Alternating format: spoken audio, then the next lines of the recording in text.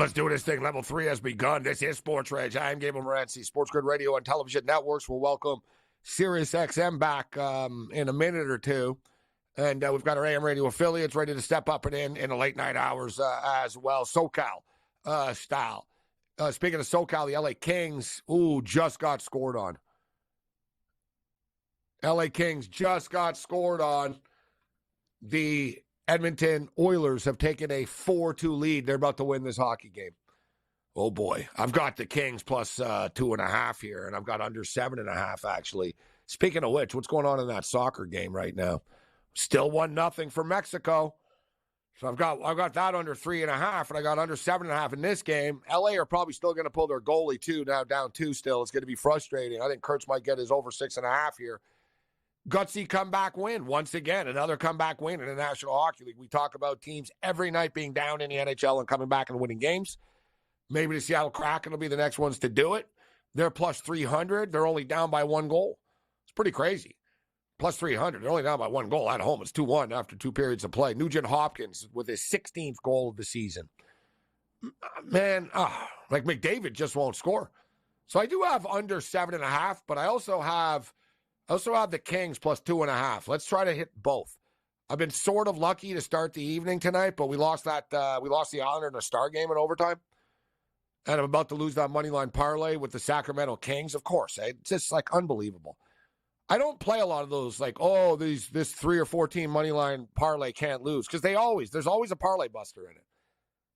And even though Miami didn't have Jimmy Butler or Hero tonight, didn't matter. Right? They're about to win the basketball game. It's 108 to 100. Actually, Sacramento are going a little bit of a run right now. Maybe they can make a game of it. Shout out to everybody joining us on SiriusXM channel 159. This is Sports Rage on the SportsGrid Radio networks. I am Gabriel Morency, TSN statistician, play-by-play man, former football player, wide receiver with Concordia University, and meteorologist. Mo Khan will step up and kick it with us in a couple of minutes. We haven't talked any NFL football tonight, which is pretty crazy because there's a lot of stuff going on in the National Football League. We're going to get into that with Mo Khan in level 3, stuff like the franchise tags. So Josh Jacobs will not get tagged by the Raiders, but the Raiders want to re-sign him. Saquon Barkley reportedly will not get tagged by the New York Giants either, which some think this could be the end of the road for Saquon in New York. We know that Harbaugh has his eye on the situation.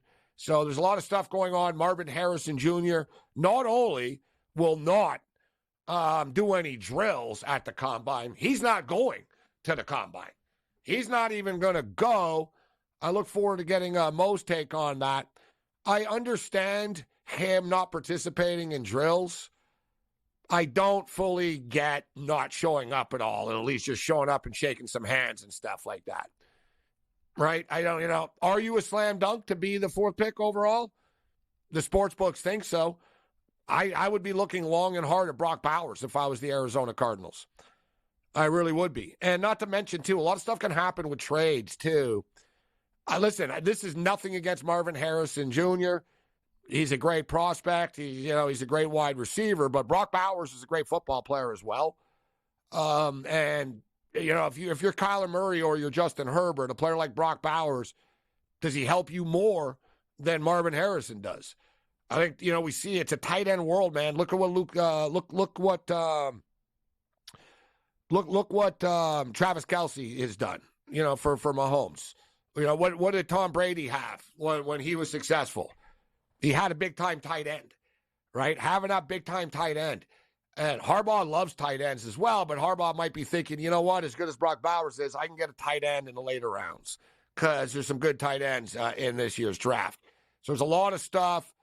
There are reports today, some media reports that the Chicago Bears are now leaning towards keeping Justin Fields and trading the pick, which I don't really buy into personally. I think they're going to end up trading. I think they're going to trade Justin Fields and they're going to take Caleb Williams. But a lot of stuff can happen between now and the National Football League draft. But for me, Brock Bowers is 100 to 1. Brock Bowers. Oh, yeah, there's another story, too. We'll get into the Brock Bowers stuff with Mo Khan. Drake May getting a lot of, Brock Bowers, 100-1. They got it up on our screen here, guys. Good job. 100-1 to be the fourth pick in the draft. Let's say hypothetically that the New England Patriots pull the trigger and sign Kirk Cousins, or the New England Patriots trade for Justin Fields, right? The Patriots need to get a quarterback. They can pretend that Mac Jones is their quarterback all they want. Let's say that the Patriots make a move for a quarterback and sign the quarterback, and or they're not going to give the third overall pick in the draft for Justin Fields. They won't have to do that. Then suddenly they could take Marvin Harrison Jr. and Arizona takes Brock Bowers. 100-1 is insane to me. That Brock Bowers is 100-1 to be taken fourth overall by the Arizona Cardinals, when the Arizona Cardinals need help. Shout out to our AM radio affiliate stepping up and in. The mightier 1090 ESPN Radio, SoCal in the house. Let's do this thing. I am Gabriel Morency, the pimps, the players, the hustlers, the people of Bust Them, and everybody else in between. And speaking of getting busted, the Los Angeles Kings are getting busted right now. It's 4-2 for the Edmonton Oilers, under a minute left. The LA Kings have pulled their goalie just to torture me, because I've got the LA Kings on a parlay alternate line at +2.5. So, of course, you got to pull your goalie down by 2 goals. Teams never come back when they're down 2 goals and they pull their goalie. It never happens. But they do it anyways all the time. So we'll see what happens here. Here, it's going to come here right now. Oh, the Oilers flicked the puck down the net, but it ended up being icing. Connor McDavid hasn't scored in 9 games. He hasn't scored tonight either. You figure this would be a good time for him to bury one. So if anyone is going to bury one, hopefully it is Connor McDavid, because we've got a prop going. We talked about the Sacramento Kings. Let's try to will this back into existence. The Sacramento Kings have cut the lead to 2 right now. It's 110-108 with 3 minutes left. They were down big. They were up big. Then they were down big, but they've stormed back right now. They're outscoring the Miami Heat 27-11 so far in the fourth quarter. The Heat did just score right now, but maybe the Sacramento Kings can pull off an epic comeback this evening. We'll get everybody caught up to date with the new updated NFL odds, where a player is going to end up. There's been a lot of movement. Now there's, the rumors are going to start to come fast and furious. Drake May is the latest one to get buried today by various NFL draft scout reviews and breakdowns. And they're also polarizing this year. And if it comes to Drake May, I'm not going to bury the kid, but at the same point in time, just because a bunch of mock drafts put this kid number 2 on a computer screen doesn't actually mean it's true, okay? Right? Johnny Manziel went first overall, all right?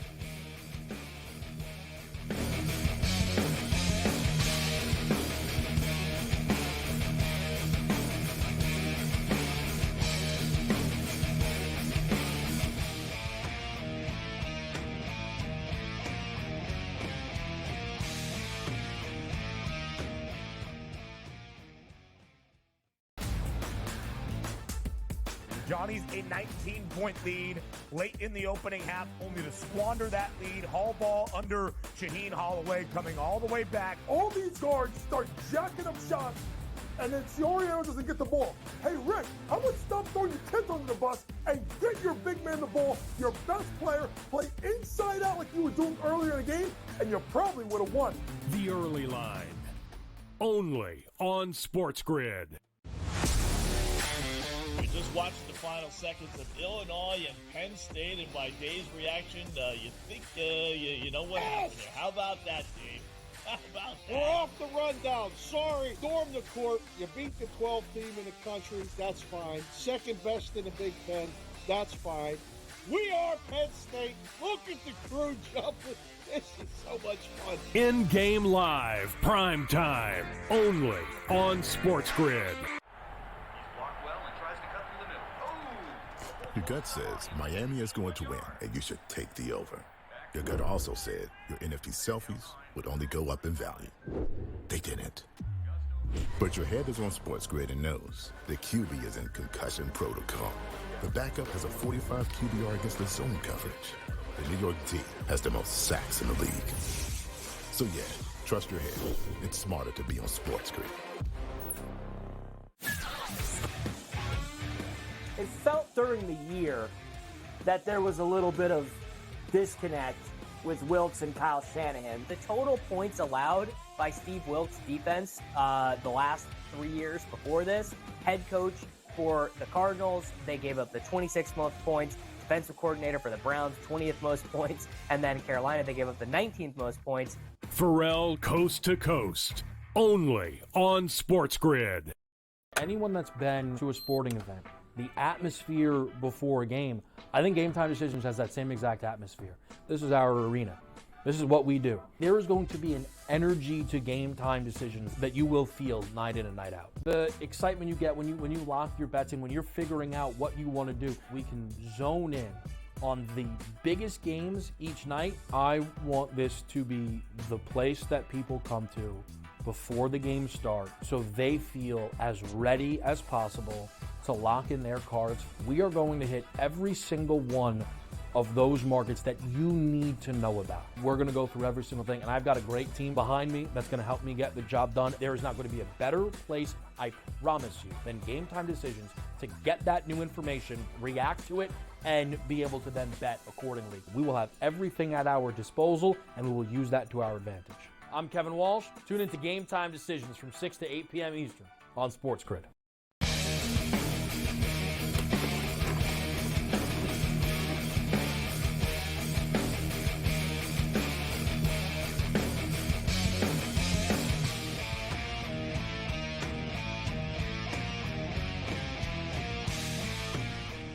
All right, let's roll. Let's do this thing. We got a bunch of action going on in the National Hockey League tonight. The Kings just lost to the Oilers 4-2. The other Kings are about to lose. Sacramento is about to lose to Miami, 118-110 right now with 29 seconds left. But the Seattle Kraken have tied the game with the Boston Bruins. We talked about this earlier this evening. The Bruins have played 5 straight overtimes, guys. It's pretty crazy. And tonight it was plus 320. We bet it. Will the game go to overtime? I'm like, yeah, man, why not? Right? So we bet it. Will it go to overtime? It's 2-2 right now with 13 minutes left in the game. The total's 5.5. We're also on the under, and I got the Kraken plus 2.5. Let's talk some football right now and more. We'll talk basketball as well. We'll talk everything with our main man, Mo Khan. Steps up and in. What's going on, Mo? Always a pleasure. How you doing tonight? I'm well, Gabe. Looking forward to the college conference tournaments this weekend, right? We got, the Missouri Valley going this weekend and a few others as well. So I can't wait for this to start up this weekend. Yeah, there's no off season in college. You know, like some teams are having their spring practice right now in football, Mo. It's pretty crazy. Some needed. Yeah, some needed, though. Yeah. But like I said last week, I don't understand how it's legal. I don't know, like you're allowed to have camp. Like, didn't Michigan get in trouble for this? Like, I thought that was one of the things. Like I don't understand how, like, Harbaugh got in trouble for his practices were too long, longer than allowed. Yeah, Hawaii, you're having like spring games and stuff like that in the middle of February. But nevertheless, so I want to get into the combine. I want to get people the updated numbers here. Combine talk, is always going to be crazy rumors and this and that. So Marvin Harrison, though, that was the big story of the day. Well, Caleb Williams doesn't surprise me. We knew that Caleb Williams wasn't going to do any drills at the combine. And when you're the consensus number one, I understand that. What do you think of Jaden Daniels deciding not to do any drills at the combine? Because to me, if I'm Jaden Daniels, I would really want to just sort of cement this and show off with Caleb Williams not there. But obviously, he's been advised that it's not in his best interest. What's your take on Williams and Daniels? That's smart play, Gabe, because, you want to be in your own environment. These quarterbacks don't want to throw in a sterile environment in Indianapolis, right? Because probably Daniels has got information that he's going to be a top 3 quarterback, right? So you want to protect your value at 3 at minimum, unless you go to number 2 if you jump Drake May. So I see what he's doing because you know what? He's going to do it in his backyard at LSU. He's going to do it with his receivers. He's going to do it in a place he's comfortable in. And again, it goes back to that point that you think about the whole combine process, Gabe. You wake up 4:30 in the morning, you got to go through the medicals at the hospital, then you got to lift, and then you got to throw and do your performance. He's smart. You take away the physical exertion, you do your medicals, and then you leave. Shake hands, do your team meetings with whoever wants to talk to you, for 10, 15 minutes, and then you will do your pro day at your volition at LSU, whenever that might be, middle of March or end of March. So I think it's a smart play for him to do that. And I think for where he's at in the draft, look, Gabe, you said it before, right? Guys are moving up and down. A lot of smoke screens been thrown out there about this guy or that guy. At the end of the day, you got to protect your investment, and that investment is going to be on display for him at some point in his pro day and showcase he's probably the number 3 quarterback going off the board. What do you think of Marvin Harrison not even going to Indianapolis, let alone not participating in any drills? I get his point. It's sort of what it is now. Player empowerment in the NFL is a lot more prevalent than where it was, say, 20 years ago. If you go back to Reggie Bush, Gabe, if you remember what he did in 2006, he kind of set the standard, like, I don't got to do drills, man. I just got to go show up, shake hands, right? I think Marvin Harrison Jr., what he's trying to say to everyone, you guys see my film. You know what I am. I'm a clean-cut prospect in this NFL draft class. I'm the number 1 guy that's going to go first. Unless Malik Neighbors jumps him, that could very well be. But I get his viewpoint. And look, same thing. He will do his pro day at Ohio State in his own environment that he's comfortable in. And I think now, Gabe, when you see with coaches, right, they're not showing up to the NFL Combine as they once did. You're going to see less and less coaching staffs be there and trust the personnel department to do their job. I think now more and more players are going to say, well, bleep this. Why should I do it? Wake up at 4:30 in the morning, go through a full day and not have my best performance. Remember Joe Hayden, Gabe, the cornerback from Florida? He had a terrible 40-yard dash, right? He ran like a 4.6 40. And people were like, whoa, what happened? What happened? What happened? Well, he said the day was taxing my body. I wasn't at my peak performance. He ran better at Florida and had a great career. So a lot of these guys realize I don't have to do things in Indianapolis. I'll do the bare minimum. And when it comes time for me to talk about it, I'll do it on my own times and my own terms for where I want to be as an NFL prospect.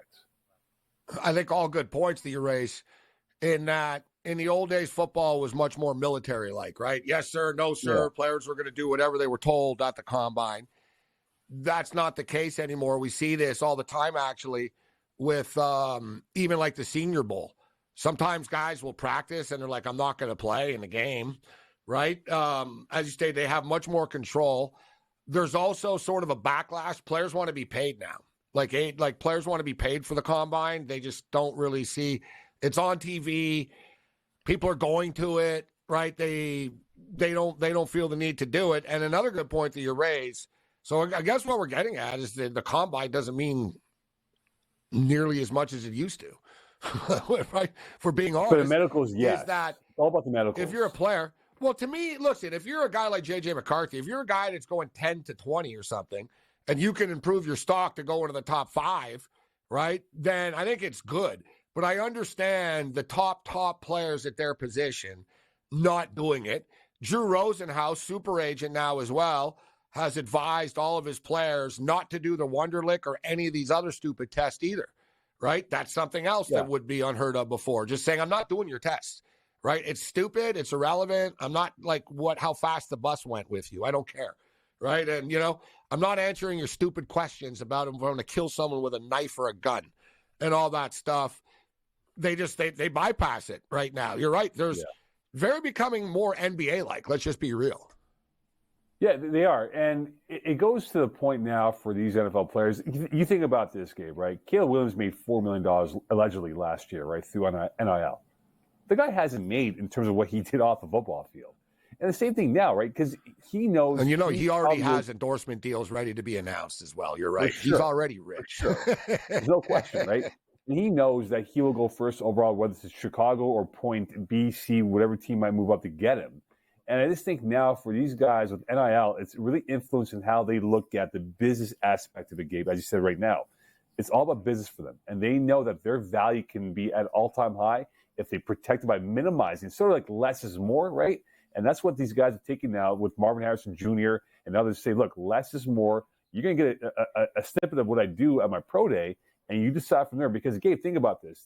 These guys have minimum 3 years of game film. They have enough game film to decide and decipher, is this guy the true value that he's going to be for me at number 4, 5, 6, whatever pick that you will take him at in this NFL draft. And once you figure that out and you figure this guy's a good, clean-cut prospect, you'll take him and you'll make him that dude for your team for the next 4 or 5 years, if not longer. And I talked about it. Mike McCarthy, Mike McCarthy doesn't go. He's not going. Sean McVay isn't going to the combine. Kyle Shanahan, not going to the combine. Doesn't mean that they don't have scouts there at the combine, but it seems like more and more coaches don't go. McDermott's there. McDermott was already there today from the Buffalo Bills. Some coaches do like it. And like I said, though, it is critical for the fourth rounders, the third rounders, the sixth rounders, and that's where you win and lose Super Bowls as well. Right? So Agreed. You're right. The process still matters, but it's evolving and changing. So today, Kurt Benkert, former quarterback, Kurt Benkert, he actually has his own website. He does scouting stuff now. And he lit the internet on fire today by stating that Drake May is a more athletic Mason Rudolph with less arm talent and less accuracy. He has a lot of background football in his game, but doesn't have the athletic upside that I think requires to live in the world as often as he does. He's super raw with his footwork and pocket presence. His ball placement needs serious improvement. Defensive recognition struggles a bit, but I don't know what he's been coached to do, so it can't all be on him. However, dude will stand there and take a hit and deliver across the middle. He's a third down threat as a runner, which is a checkbox in the NFL. All in all, I do see potential upside, but he's got a way to go before he reaches it. We'll hit this and more on the other side. Doesn't sound like the number 1 pick in the draft, though.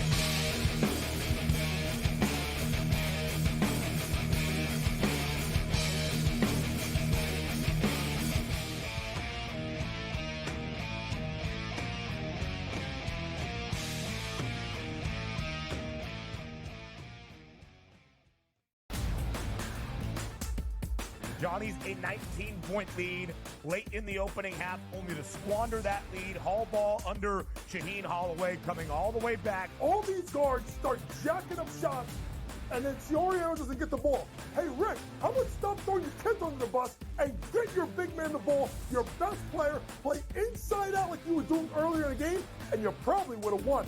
The Early Line. Only on SportsGrid.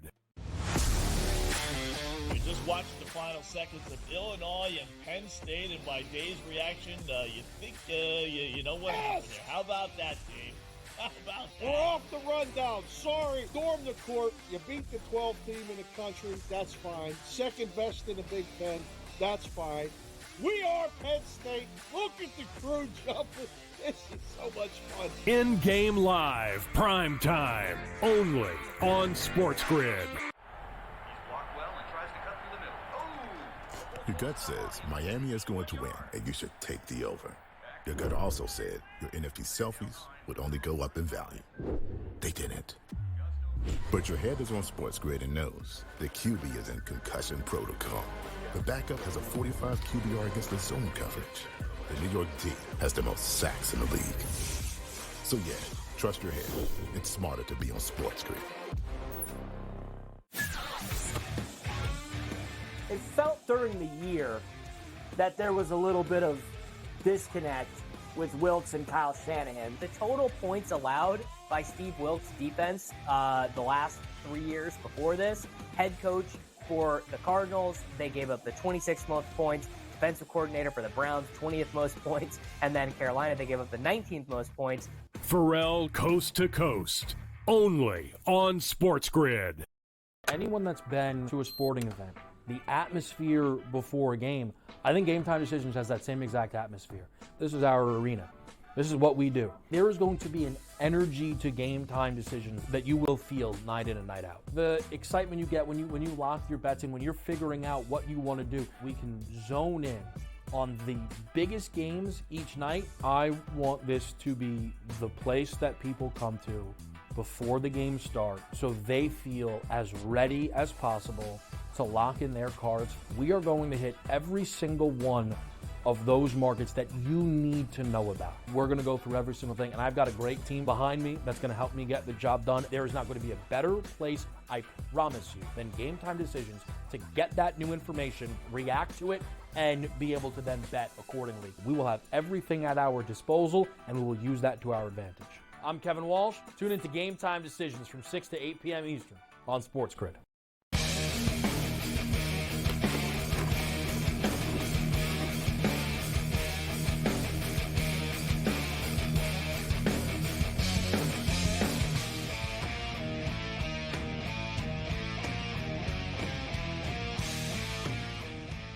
This is Sports Rage. I'm Morency. We're kicking to a Mo Khan. We're taking a look at the NFL draft situation. Combine week coming up. We'll get to the NBA in a couple of minutes. But I was just reading Kurt Benkert's breakdown of Drake May. And people thought that he was being overly critical, but he basically said, look, Mason Rudolph has been in the league a long time. But I'll tell you, and he wraps it up by saying, if he ends up in a Jordan Love situation, sits for a few years, cleans up his game, and learns behind the scenes, and then gets his chance, he can be successful. If he goes to a bad team early and is forced to play, that might be all she wrote about him. Now, he knows quarterback play, Kurt Benkert, and I do think that Drake May is good, but I never understood this, how people thought he was cemented to be the second pick in the draft good. I agree more with Kurt Benkert that he shouldn't be in the top 5, this quarterback. But that's my opinion, Mo, and my opinion doesn't matter unless I'm betting on his draft position because I'm not making the pick, right? But right. I don't think he's going to go. Where do you think he goes? What are your thoughts on him? Do you think he goes to Washington? Well, I think they take Daniels, personally. And then it's like, all right, do they take Drake May with the Patriots? I'm not so sure they do. What's your take? So right now, as we're going through the combine game, I think Drake May's closer to 3 with Daniels than he is to Caleb Williams at number 1. I think that's how close it is right now. I think for Washington, the thing is for what they want to build with Cliff Kingsbury and all these guys that they brought in on offense is who fits the personnel better. You think about Kingsbury, what he wants from his quarterback. He wants that agility, like an agile quarterback, right? That fits Drake May a lot better than Jaden Daniels at that moment right now as you speak. And I think, look, everyone's going to have their viewpoints on these quarterbacks and receivers and players and how well they are going to translate to the NFL. But I think what Drake May brings to the team is he has that cerebral assassin-like mentality, right, to kill off games. He's done it before. I know UNC did not do well in the second half of their schedule, but there was games where you said to yourself, or I said to myself, he's made some legitimate NFL passes, not throws, but passes in tough, tight windows. And I think for him, you're right. It's all about where he lands right now in this draft board. He's got to go to a team that has a stabilized coaching staff. Do I think it's Washington? Well, we'll see, because Dan Quinn, we know about him, right? As a defensive-minded coach, he will probably give the keys to Kingsbury to kind of run the Ferrari and make this into what he wants it to be. But again, the surrounding cast of that team right now, the Commanders don't have O-line, Gabe. And that's the biggest knock on this team right now, is that if you're going to draft Drake May, you better bring him protection. And if you don't have protection for him and he's your week 1 starter, he's going to get killed and he's going to lose his confidence. And you don't want that from your number 2 pick potentially in Drake May or even Jaden Daniels if he goes over Drake May.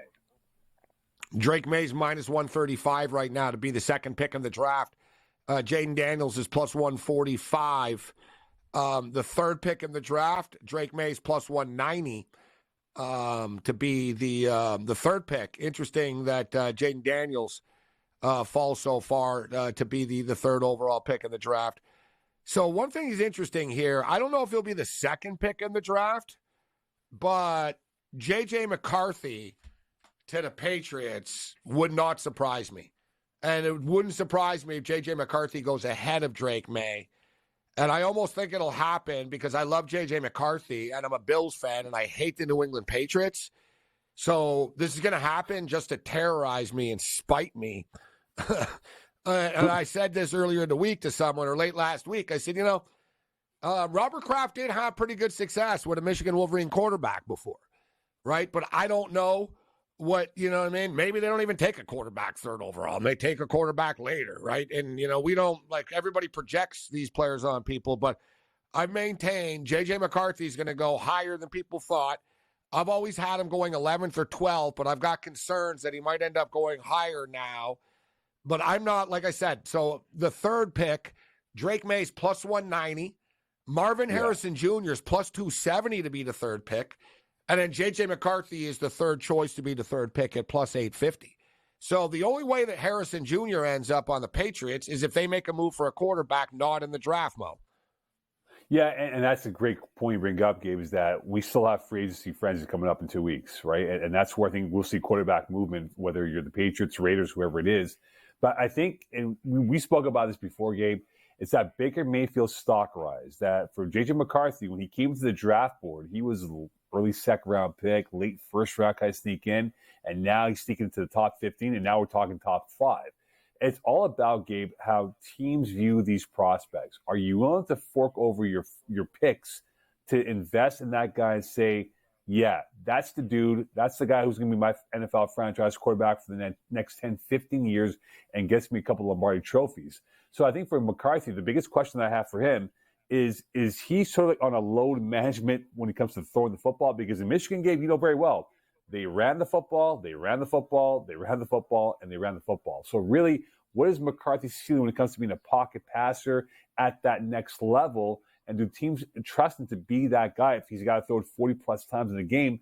We didn't see that much in Michigan because he wasn't required to do so. But now at the next level, what type of quarterback will he be? And that's going to be the biggest question mark going to the combine and his pro day when he has that with Michigan at some point. I think for him that like he's still going to end up with like Minnesota or Denver. I really believe this from day one. The night they won the championship, I said, oh, he's going to be a Minnesota Viking. You guys will see.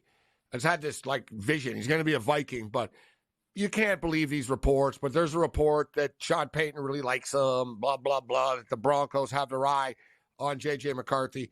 I could see one of those teams like Denver jump. Like, I'm not saying that someone's going to move up, like, you know what I mean? Like, oh, get crazy about him. But like Denver might say, you know what? He's not going to be here at 12 because someone's going to take him 11. Minnesota, like, let's just jump them and trade up to 8 or 9 or something like that and take him. But I do think it's feasible. Put it this way. I don't think he falls below 12, Mo. J.J. McCarthy. That's my take. I don't think he falls below 12. Or even 13 with the Raiders pick. And let's you not guys forget are next. When I say you guys, the Raiders are 13. He'd be a good Raider, too. Be good anything, but I don't. I was going to say Sean Payton, if you remember, Gabe, right, the historical 2017 draft, he had them Holmes pick ready to go, right, in case he jumped into Buffalo's pick to take him at number 10. So you have to imagine Sean Payton is a very aggressive coach when it comes to his draft picks and acquiring players. He might get aggressive and say, if it's McCarthy, I will give up an extra first-round pick, or I'll give up an extra second-round pick or multiple picks next year's draft class. Because that's how aggressive the Broncos want to be. Because, Gabe, you think about the AFC West right now. You got Jim Harbaugh. You got Andy Reid. You got 2 young quarterbacks or quarterbacks in their prime right now. The Broncos and Raiders don't have any quarterback. I think the Broncos realize that they cannot fall behind these two if they want to be in that conversation as being a division contender. They need to address it. And those are the 3 favorites. So it's not like these aren't really hot takes here about J.J. McCarthy. The Vikings, 11 plus 450, Mo. So the odds are plus 450. The Denver Broncos pick right after them, 12. They're plus 600. And your Raiders are plus 600. Someone's moving up in the top 5, Gabe. I really believe that. It's either the Vikings, it's either the Broncos, or the Raiders that are moving up in the top 5 to get their quarterback. That's how I think it's going to play out. Or the Raiders. The Raiders get Kirk Cousins? Oh, God.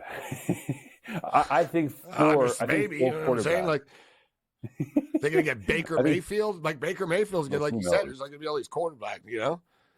Well, I think 4 quarterbacks go in the top 6, top 7 of the draft. That's how I think it's going to play out early on. We haven't even gotten to Bo Nix. So Bo Nix to the Raiders, just for the record. John, let me throw up Brock Bowers. I brought him up earlier.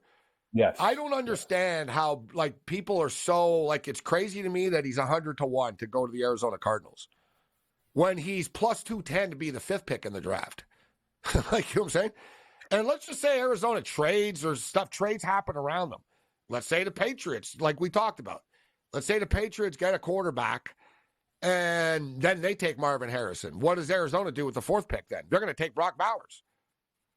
So to me, Brock Bowers at 100-1 is crazy. Like, for Brock Bowers to be the 4th pick in the draft or to be drafted by Arizona, not the 4th pick. It's Arizona. That's the bet.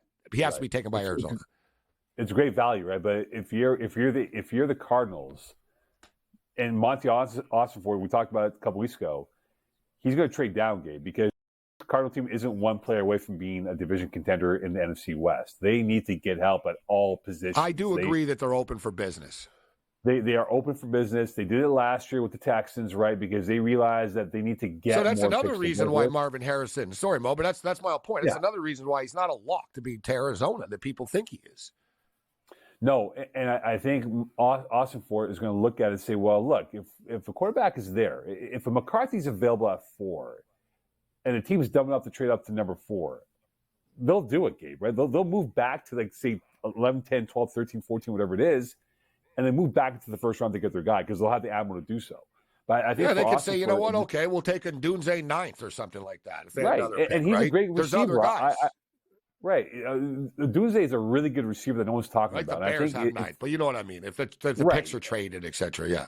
For sure. And I think in this situation now for the Cardinals that they want to acquire picks and kind of load up here and kind of control the draft board. I think they have 5 of the first 120 of this year's draft class along them and the Bears as well. So they really control the draft board and how they want to work it, moving up and moving down the board. And I think that's going to be key for Arizona. Is there a team dumb enough to trade up to number 4 to say, yeah, we want to get McCarthy or Bo Nix or Penix, whoever it might be, that will be the 4th quarterback taken after the first 3? Almost every draft, Mo, there is somebody that overreacts. Look at the San Francisco 49ers did for Trey Lance. Chicago Bears moved up for Mitch Trubisky, right? Like we see it time and time and time again where teams will fall in love with a guy and move up. And it's always a surprise, but I'm expecting, great points. I'm expecting a lot of movement here. That's why I like Marvin Harrison. I'm not criticizing him. I just said I don't think he's a lock to go to Arizona 4th.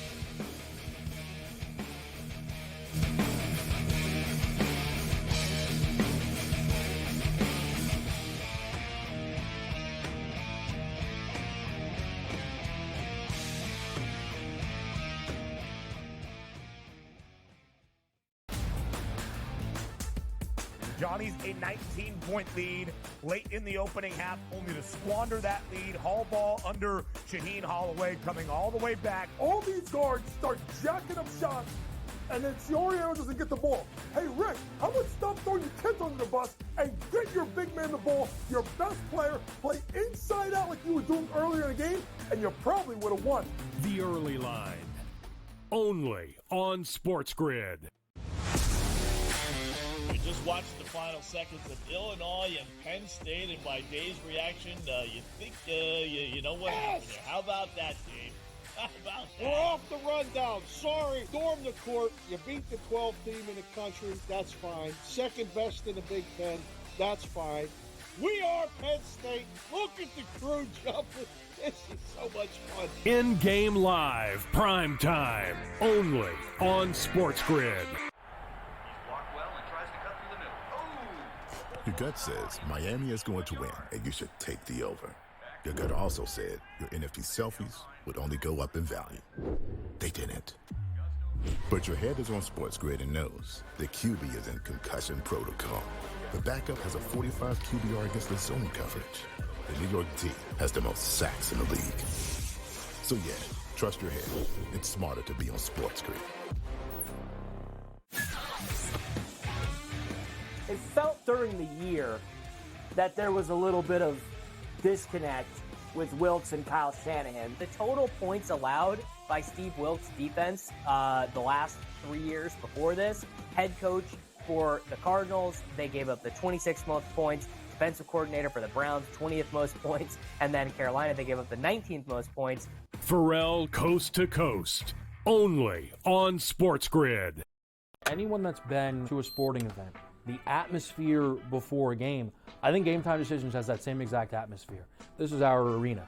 This is what we do. There is going to be an energy to Game Time Decisions that you will feel night in and night out. The excitement you get when you lock your bets in, when you're figuring out what you want to do, we can zone in on the biggest games each night. I want this to be the place that people come to before the games start so they feel as ready as possible to lock in their cards. We are going to hit every single one of those markets that you need to know about. We're going to go through every single thing, and I've got a great team behind me that's going to help me get the job done. There is not going to be a better place, I promise you, than Game Time Decisions to get that new information, react to it, and be able to then bet accordingly. We will have everything at our disposal, and we will use that to our advantage.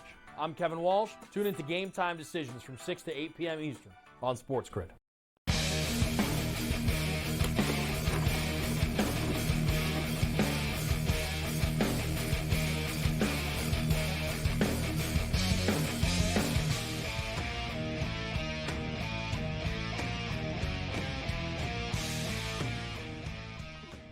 This is SportsRage. I am Morency. We talked about it earlier about the Boston Bruins. 5 straight overtime games. Pretty crazy, man, considering the odds of a game to go to overtime was plus 320 tonight. We put a small play on it to go to OT. It's 3-3 right now with 2.5 minutes left. We're not there yet, though. Anything could happen. And in fact, the Seattle Kraken are going on the power play right now in a 3-3 hockey game. Mo Khan kicking it with us right now. We're talking NFL football. We'll get into the NBA. Get Mo's take on the court storming epidemic that's going on right now. But what do you think about some of the franchise tags, Mo, or lack of franchise tags? As word is, Saquon Barkley will not be tagged. Jacobs will not be tagged. What do you think this means? Let's start off with the Raiders. A lot of question marks around the Raiders. What are they going to do with their draft pick? There's talk that the Jets are trying to get Devontae Adams from them to reunite him with Aaron Rodgers. What do you think? It's going to be a pretty eventful couple of months for the Raiders. A couple of weeks coming up, right? I think the franchise tag signal is that, look, the running backs are not going to get it. We see that.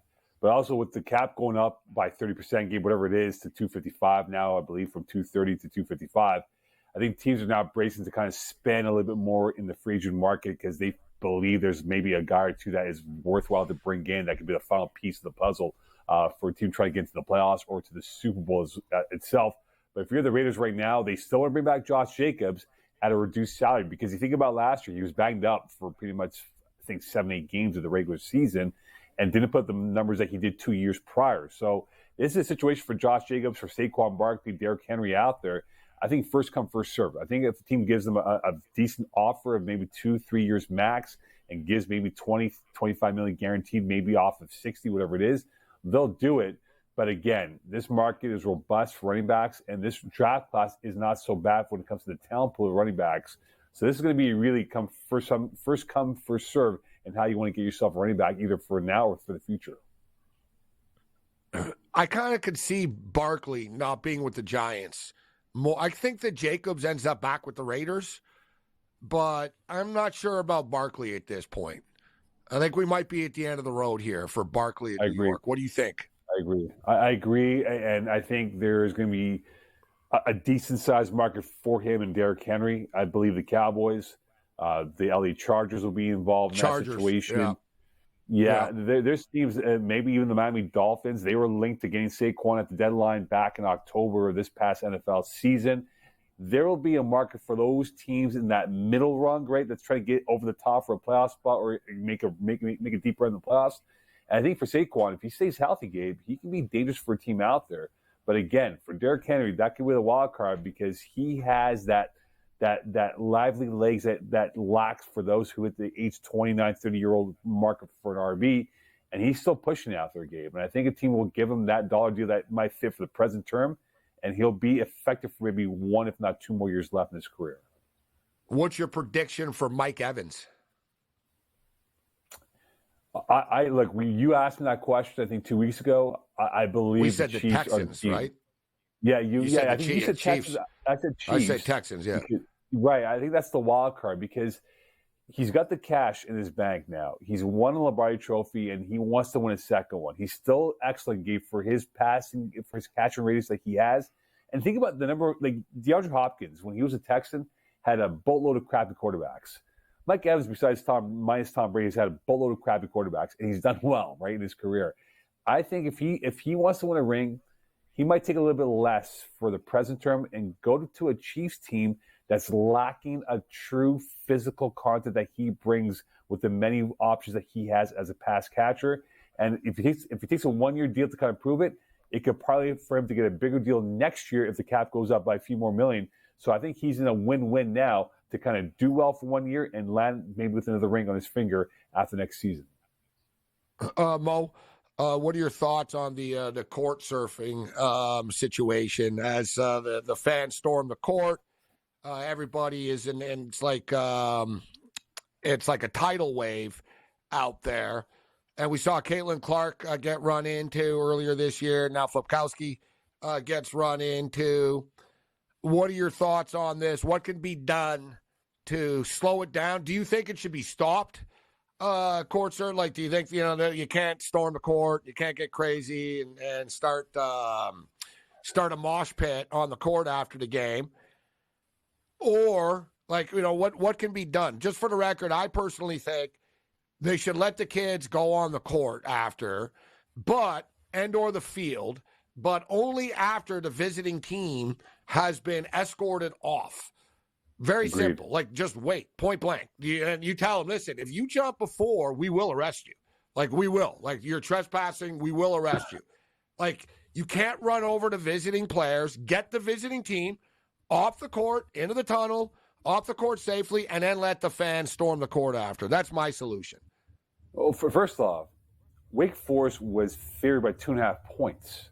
It wasn't. Yeah, so what are you guys celebrating? You were favored. Yeah, that's what I'm saying, right? Like, this wasn't the underdog being the heavy favorite Duke Blue Devils. You were favored by 2.5 points to win that ball game, and you won by that scoreline, more or less. But I agree with you, Gabe. Well, you have to kind of put as protocols, if you want to maintain this college tradition of the mosh pit, of the fans storming the court or field, you get off the visiting team players first, and then you go, hey, fans, you can come on now and do your celebrations with your team that won over Duke as it was over the weekend.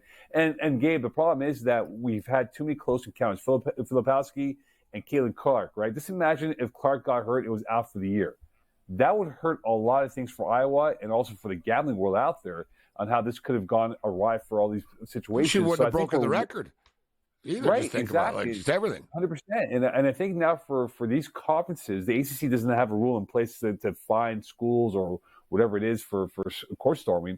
But you have to prepare yourself that if there's a top 5 NFL pick, WNBA pick, or whatever the pick it is in whatever sport, that might cost them their career or a long-term injury. So there's got to be some repercussions or some sort of guardrails put into place that you protect the athletes and staff members first before you allow these fans on the court, which is a good, cool tradition, but it can definitely hurt someone in the long term. And we've also noticed, like, because this stuff's been going on forever, but it seems like the modern college student are bigger jackasses, for lack of a better term. You know what I mean? Like, you'll notice when you watch the videos after, like, they're mouthing off back or they're pushing and stuff. When you really slow it down, there used to be more of a respect. Now it seems like half the kids in the stands want to fight. Off the top of my head, wasn't it an Ole Miss fan that got smoked by an Auburn player? Was it Auburn? Yeah. I remember it happened in the football season too, where the students were running and a player just turned around. He was like, all right. And he just dropped somebody. And it's going to start to happen more and more. Like, this is how you're really going to get like a bad riot situation.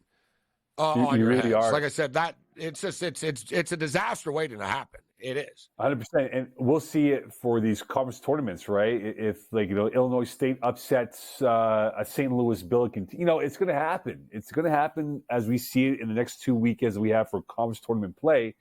That the underdog's going to beat the top dog of that conference. I can't help but laughing. Cool. Was it in Detroit 0-27? I saw a video last week. Yeah, that's right. And the one fan stormed the court, right? Yeah, went back to one fan. That was funny.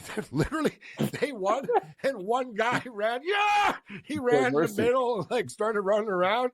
I was like, that's funny. The fan stormed the court. That was funny. One guy. one fan. And again, look, it's a cool thing if it's done properly, Gabe. And it wasn't done properly in Wake. It wasn't done properly at The Ohio State.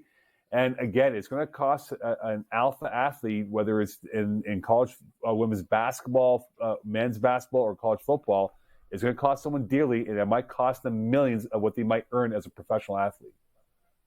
So, Mo, NBA basketball, Ben Mathurin went off tonight against the Toronto Raptors, but the Raptors won their third straight game. It's hard to believe, but it's the first time the Raptors have won 3 straight games since last year. And I guess their coach owes them a dinner. It took a hell of a long time. I remember earlier in the year, Darko, their coach, told them, I'll take you all out to the best restaurant in town if we win 3 games in a row. And they never did. So it's the first time they finally done it.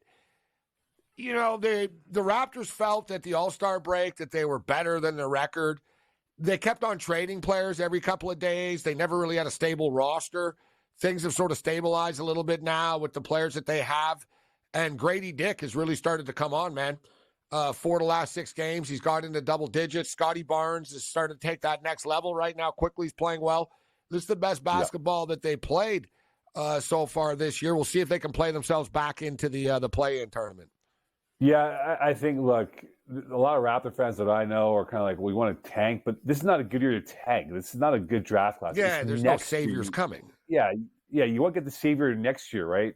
Cooper Flagg, I think his name is, right? The kid from Maine playing down in Mount Verde. You want to tank for 2025, not now. And that's why I think I wanted to bring up the reports, though. Sharnia brought up that the Raptors are looking at Bronny James, despite all this, talk about him and stuff, as like a second-round pick. That they're looking at Bronny James, and I'm thinking, this is their way to get LeBron to Toronto, right? This is what they're thinking. They're like, we're going to get Bronny James.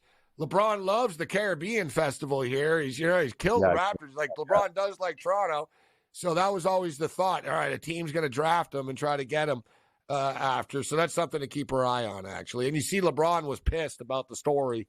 And ESPN was sort of saying that we never even had him on the board, so we didn't take him off the board. We didn't even know if he was going to be in the draft.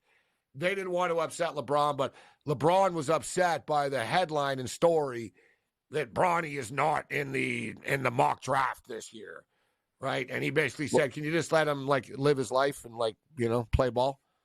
He needs to play a couple years at USC if he sticks around, right? And the NFL might lose his job at SC because of how they flamed out this year, right? They thought they'd be a top 50 it's ruined everything this year. He needs another year, exactly. He needs another year or two because he's not ready to go to the next level. I was reading an article in The Athletic and how he just doesn't have that it factor yet. He needs to develop and hone his skills. And unfortunately, with his heart issue that he suffered last summer, it kind of stunted his growth, right, as a basketball player at that age.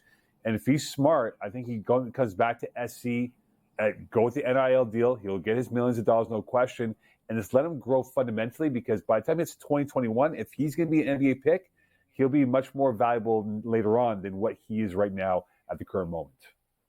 Yeah, I can't disagree with that. And I want to ask you, there's a lot of talk about Major League Baseball expansion.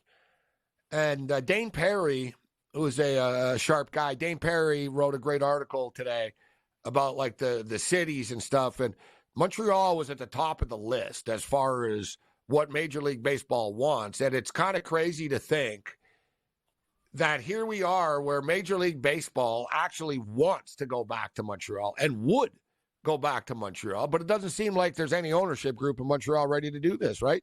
No, it's Nashville and Salt Lake, Gabe. Those are the two front runners. I think expansion is going to happen in 2030, but I think Salt Lake and Nashville are the two front runners. Montreal, they're going to lose that site designation for the stadium off the Peel Basin, and once they lose that, they won't have anywhere else in downtown to build a ballpark. Netflix is doing a documentary and a special about the Expos demise, which I don't really understand why. The story's been told. Yeah. It's like going to a movie. It's like, you know what I mean?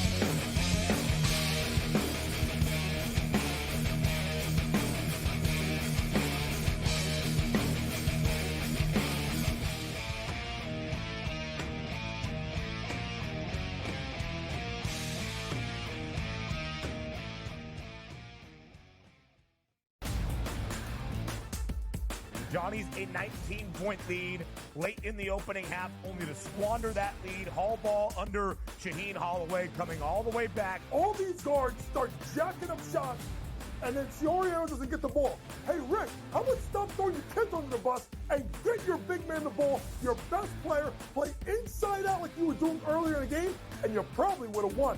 The Early Line, only on SportsGrid. We just watched the final seconds of Illinois and Penn State, and by Dave's reaction, you think you know what happened there. How about that, Dave?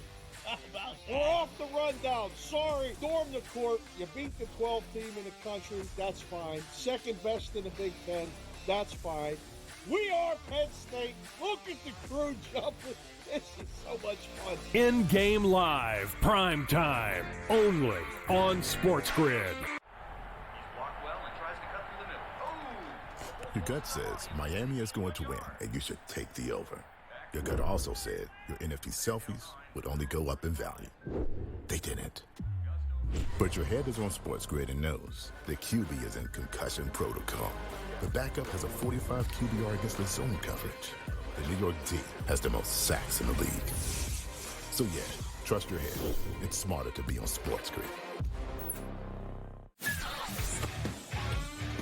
It felt during the year that there was a little bit of disconnect with Wilks and Kyle Shanahan. The total points allowed by Steve Wilks' defense the last 3 years before this, head coach for the Cardinals, they gave up the 26th most points. Defensive coordinator for the Browns, 20th most points. And then Carolina, they gave up the 19th most points. Pharrell Coast to Coast, only on SportsGrid. Anyone that's been to a sporting event, the atmosphere before a game, I think Game Time Decisions has that same exact atmosphere. This is our arena. This is what we do. There is going to be an energy to Game Time Decisions that you will feel night in and night out. The excitement you get when you lock your bets in, when you're figuring out what you want to do, we can zone in on the biggest games each night. I want this to be the place that people come to before the games start so they feel as ready as possible to lock in their cards. We are going to hit every single one of those markets that you need to know about. We're going to go through every single thing, and I've got a great team behind me that's going to help me get the job done. There is not going to be a better place, I promise you, than Game Time Decisions to get that new information, react to it, and be able to then bet accordingly. We will have everything at our disposal, and we will use that to our advantage. I'm Kevin Walsh. Tune into Game Time Decisions from 6 to 8 p.m. Eastern on SportsGrid.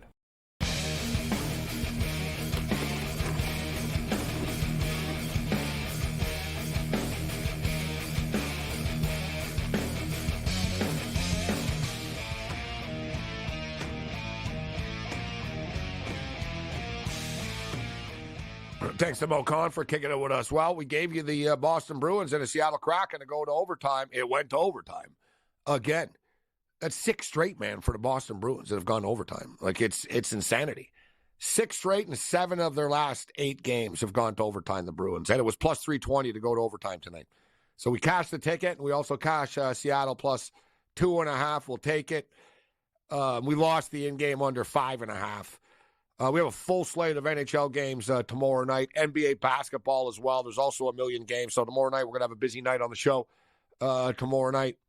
Looking at the card, Brooklyn and Orlando, Dallas and Cleveland. That's a good game. The Cavs are 4-point favorites in C-Town. The total's 233. The Warriors and the Wizards in D.C. The Warriors are 10.5-point road favorites. The total is 243. Boston Celtics, 12-point. A lot of big chalk tomorrow. Boston are 12-point favorites against the Philadelphia 76ers. The Spurs are getting 13.5 against the T-Wolves. They've actually been a competitive team as of late. Utah and Atlanta, Charlotte and Milwaukee. So, in other words, there's a million games tomorrow and nothing good. Like, really? Like, what's the game of the night tomorrow? The Rockets and the Thunder? I guess it's kind of entertaining. Like, there's a lot, but there's nothing really great. Ton of NHL hockey tomorrow night, late night games that will be on the air for tomorrow night. The Devils and Sharks, Penguins and Canucks, that'll be a good game. And the Dallas Stars and the Avs tomorrow. The Stars went to overtime tonight and lost to the New York Islanders. I think the Colorado Avalanche are the bet tomorrow at minus 140. And we're going to start throwing some of these draft bets at you, but Brock Bowers to be drafted by the Arizona Cardinals is 100-1. It's just a crazy number that it seems way off to me.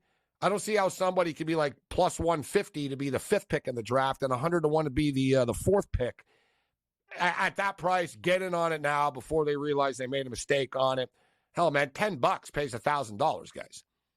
You know what I mean? You put $25 on that, you're going to get $2,500 back if they call his name. Let's just start firing away on a bunch of plus money plays. Great job by Matthew, not Jeff George, in the booth. Other than that, you're on your own. Later.